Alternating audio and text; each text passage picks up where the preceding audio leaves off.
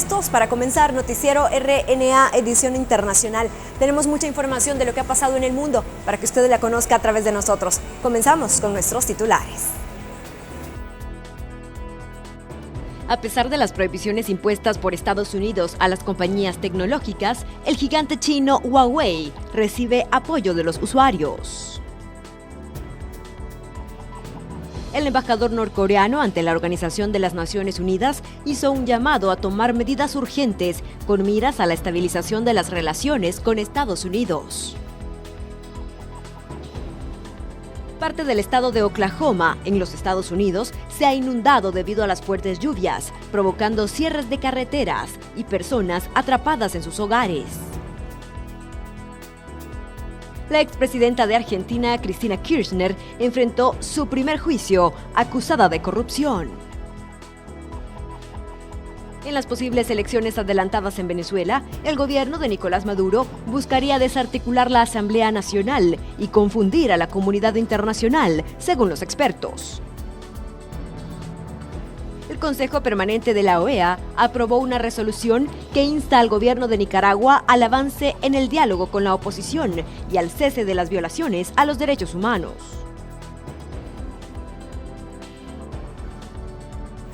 Iniciamos con el detalle de las informaciones. A pesar de las prohibiciones interpuestas por Estados Unidos a algunas compañías tecnológicas, el gigante chino Huawei está recibiendo apoyo de los usuarios. Algunos usuarios de Internet han expresado su apoyo al gigante tecnológico chino Huawei, luego de que el gobierno de los Estados Unidos le prohibió cooperar con las compañías tecnológicas. Muchos twitters publicaron su oposición a la decisión de Estados Unidos de incluir a Huawei y sus afiliados en una lista de entidades y restringir la venta o transferencia de tecnologías de Estados Unidos a la compañía. Google recortará sus servicios para Huawei bajo la prohibición del gobierno de los Estados Unidos con un indulto temporal de 90 días. Esto restringirá el acceso al sistema operativo Android, que es una parte integral de los teléfonos inteligentes y otros dispositivos móviles. En respuesta a inquietudes externas, Huawei dijo que la compañía ha estado preparada para las restricciones de Estados Unidos desde 2012 y que ahora están profundizando en el desarrollo de su propio sistema operativo móvil, que se lanzará este otoño a la mayor brevedad. Este es un informe de Kelly Abrego para la RNA. Y en más temas, el representante de Corea del Norte ante las Naciones Unidas hizo un llamado para tomar medidas urgentes y lograr la estabilización de sus relaciones con Estados Unidos. Además, hizo señalamientos al país norteamericano. Como autoritaria y déspota calificó el funcionario la actitud de Estados Unidos luego de que a inicios del mes de mayo incautara un barco de carga de bandera norcoreana.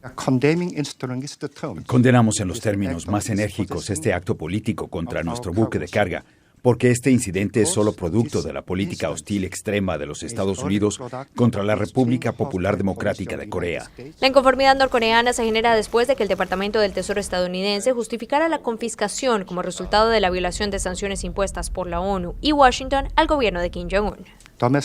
Estados Unidos utilizó sus leyes internas como base para asumir control de nuestro buque de carga. Esto es claramente ilegal e injusto, porque sanciones unilaterales y la aplicación de normas nacionales a nivel extraterritorial no se pueden justificar en ningún caso y en ninguna circunstancia dentro del derecho internacional. Tras la incautación de la embarcación, Estados Unidos señaló que la acción hacía parte de una campaña de presión extrema contra el gobierno norcoreano para poner fin a su beligerancia. Por su parte, Corea del Norte hace un llamado directamente al secretario general de la ONU.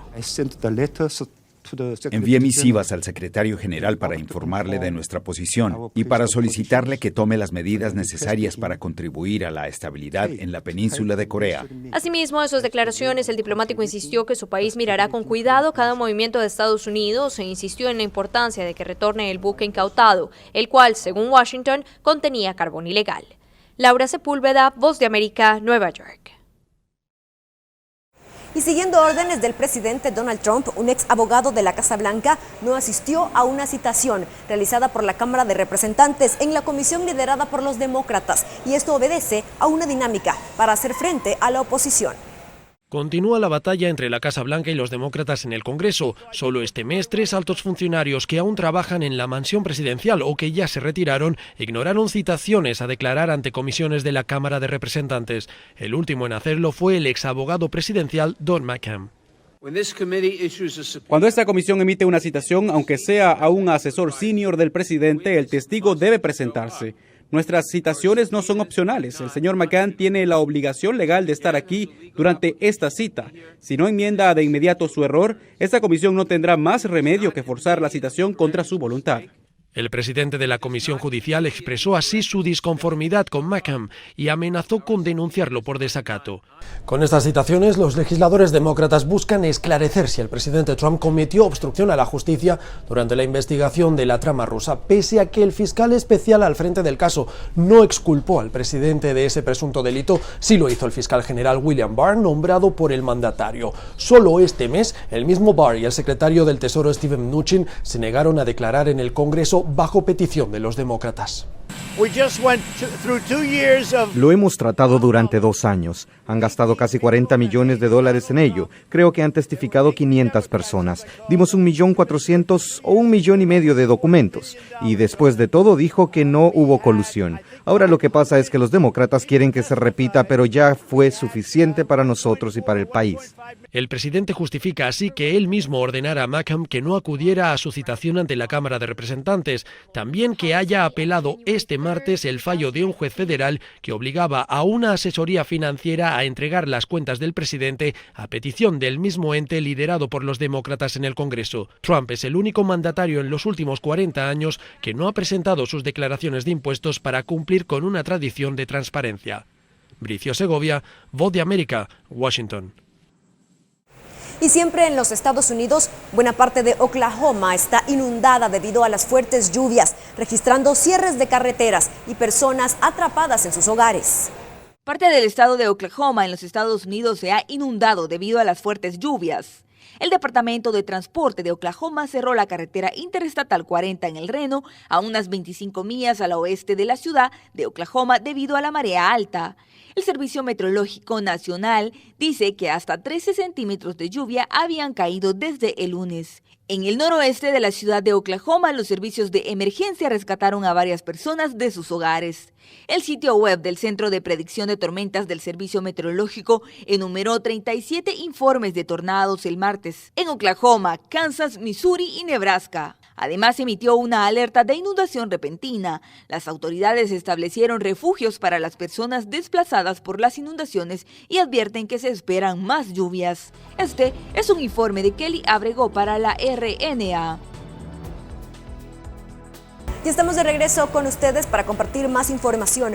La expresidenta de Argentina, Cristina Fernández, se sentó por primera vez en el banquillo de los acusados, enfrentando su primer juicio, acusada de corrupción. La expresidenta argentina Cristina Fernández llegó al Tribunal Federal que la juzgará por presunta corrupción. La actual senadora accedió por una puerta lateral mientras cientos de simpatizantes le manifestaban apoyo frente al edificio judicial. El juicio, el primero de una serie de procesos que enfrentará a Fernández, comienza 3 días después de que ella anunciara de forma sorpresiva que su exjefe de gabinete, Alberto Fernández, será precandidato presidencial y que ella lo acompañará como aspirante a la segunda magistratura. Según la legislación, mientras no haya condena firme, una persona procesada no está impedida para ejercer cargos públicos. Fernández está imputada de haber otorgado de forma discrecional obras públicas a un empresario allegado y haber recibido sobornos a cambio. Hasta aquí, pruebas respecto de Cristina Fernández de Kirchner no hay. Hay simples manifestaciones que dicen ciertos arrepentidos que vieron bolsos, que vieron dinero y no hay otra cosa. Y esas manifestaciones se sostienen en la propia voluntad de quien las dice, porque no hay ningún elemento de prueba que las corrobore. El desafío de Fernández es que lo que se diga en las audiencias no merme sus aspiraciones electorales ni las de su candidato en los comicios en los que Macri buscará reelegirse. Entonces ya empieza una lucha de cómo pregnar en los imaginarios de la gente y cómo mostrarle a la gente que Cristina se corrió, que Cristina ya no es la de antes, que Cristina realmente cambió, porque esta era la gran pregunta, ¿puede cambiar Cristina? La primera audiencia del juicio estará destinada a la lectura de la acusación fiscal y podría prolongarse por varias semanas. La expresidenta está acusada de ser la jefa de una asociación ilícita y de administración fraudulenta en perjuicio de una administración pública. De ser hallada culpable, podría ser condenada a una pena de hasta 15 años de prisión. Rosalba Ruiz, Associated Press. Y nos vamos hasta Venezuela. Desarticular la Asamblea Nacional y confundir a la comunidad internacional serían los objetivos del gobierno de Nicolás Maduro con la realización de elecciones adelantadas. Esto según los expertos. Vamos a elecciones adelantadas de la Asamblea Nacional. El presidente en disputa, Nicolás Maduro, quiere que las elecciones parlamentarias pautadas para 2020 ocurran antes de lo establecido. Una propuesta similar lo llevó a la reelección en 2018, en un proceso catalogado como fraudulento por la oposición y por más de 50 países. En medio de este nuevo panorama está Juan Guaidó, el presidente de la actual Asamblea Nacional y presidente encargado de Venezuela, que sostiene una estrategia constante desde enero. En la operación por el cese definitivo de la usurpación en Venezuela. Esta encrucijada creada por Maduro tiene una lectura clara para los expertos Cynthia Arnson y Michael Shifter. La idea obvia es desanimar a la oposición y confundir a la opinión pública. Yo creo que más bien es una manera de extender tiempo. Para Shifter, la propuesta de Maduro podría no tener éxito. Realmente creo que no hay apoyo suficiente. Pero si lo tuviera, asegura el analista, la situación de Guaidó estaría en juego, debido a que su liderazgo político en el Parlamento sería removido por una nueva junta directiva. Ambos expertos coinciden en que actualmente no existen las condiciones para que estos comicios sean transparentes. Sin embargo, la situación representa un riesgo para la bancada opositora si no llegase a participar en las elecciones, asegura Arnson. Obviamente porque se puede llamar a elecciones en las cuales gente que apoya al régimen gane las elecciones para la Asamblea. Uno de los principales argumentos de la comunidad internacional para apoyar a Juan Guaidó es su representación ante la Asamblea Nacional, única institución democrática que reconocen más de 50 países del mundo. Los expertos indican que la encrucijada presentada por Maduro también crea un dilema que deben resolver los países que apoyan el liderazgo de Guaidó. Jorge Agobián, Voz de América, Washington. Y más de 800 toneladas de ayuda humanitaria se han entregado en Venezuela en los últimos 100 días. Representantes del gobierno interino de Juan Guaidó señalan a algunos militares y policías que habrían participado de manera anónima en la distribución. A pesar de los obstáculos que impone el gobierno en disputa de Nicolás Maduro para el ingreso de insumos médicos y alimentos, la coalición Ayuda Libertad Venezuela confirmó que durante los últimos 100 días se han entregado más de 800 toneladas de ayuda humanitaria dentro de ese país. No hablo de material que está en warehouse, no hablo de algo que esté en una bodega o en el garaje de la casa de alguien. Es ayuda humanitaria que se encuentra posicionada en 7 galpones en distintos 7 estados de Venezuela. Además del ingreso de los insumos a Venezuela, la coalición ha logrado establecer mecanismos de distribución con la participación de empresas privadas, oficiales militares, policiales y de aduanas, todo de manera anónima. Ya hemos construido una cadena interna de distribución y eso es un avance muy importante. ¿Dónde están los camiones? ¿Dónde están las bodegas? ¿Cuáles son los puntos en Venezuela donde hay que preposicionar la ayuda? ¿Y cómo llega eso a cada abasto? ¿Y cómo llega a la calle de cada venezolano? Ese plan está montado ya hoy, 100 días después. De acuerdo a Codevida, organismo sin fines de lucro, en Venezuela hay más de 18 millones de pacientes que no tienen acceso a los medicamentos. El hecho ha llevado a la coalición a utilizar vías no convencionales para el ingreso de la asistencia. Hemos tenido que aprender a utilizar prácticamente las mismas vías de los contrabandistas para poder meter ayuda y salvar vidas. Entonces, en ese sentido, es un tema delicado hablar de locaciones, hablar de cantidades. Fuera de Venezuela hay 4 centros de acopio para la ayuda proveniente de otros países. José Perralete, Voz de América, Miami.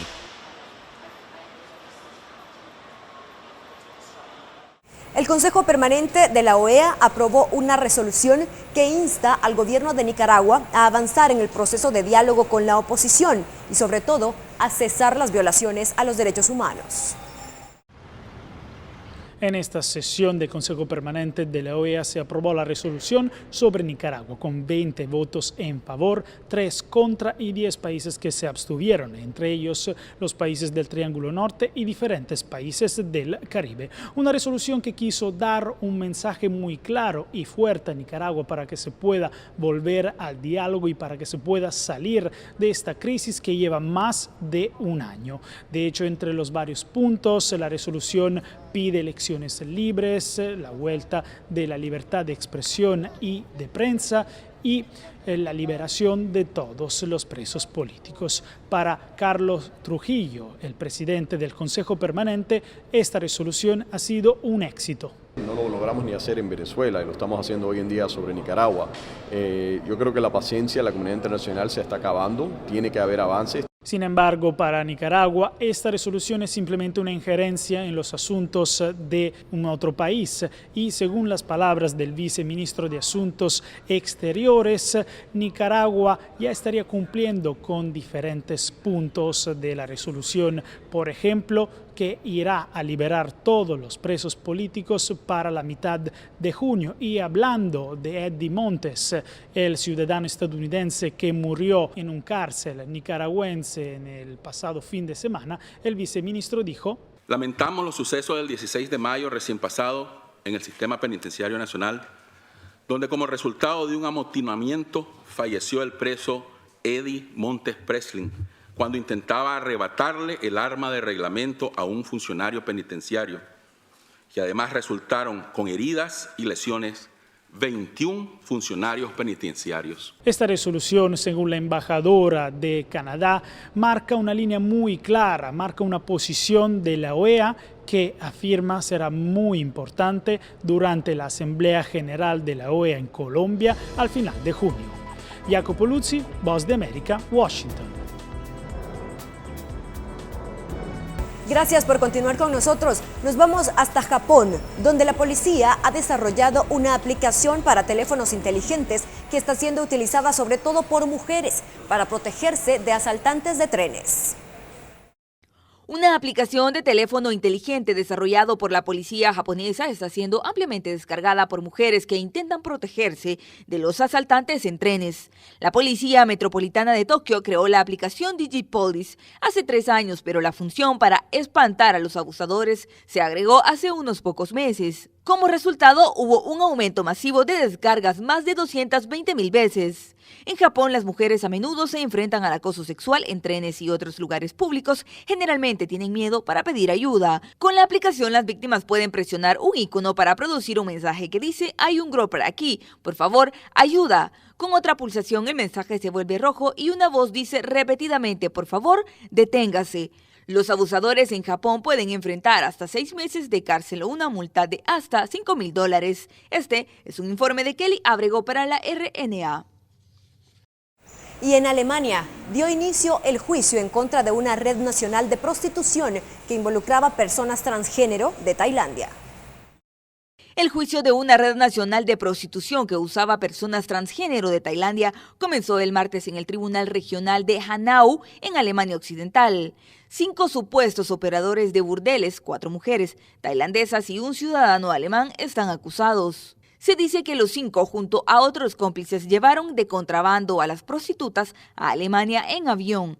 La agencia de noticias dpa informó que, según la fiscalía, las prostitutas trabajaron primero en Siegen y luego en un procedimiento de rotación en todo el país. Los detenidos también están acusados de prostitución forzada, el contrabando de extranjeros a Alemania con fines comerciales y de pandillas, la explotación de prostitutas, la retención y malversación de salarios y evasión fiscal. Este es un informe de Kelly Abrego para la RNA. Así cerramos esta entrega de Noticiero RNA Edición Internacional. Gracias por habernos acompañado. Nos vemos en la próxima.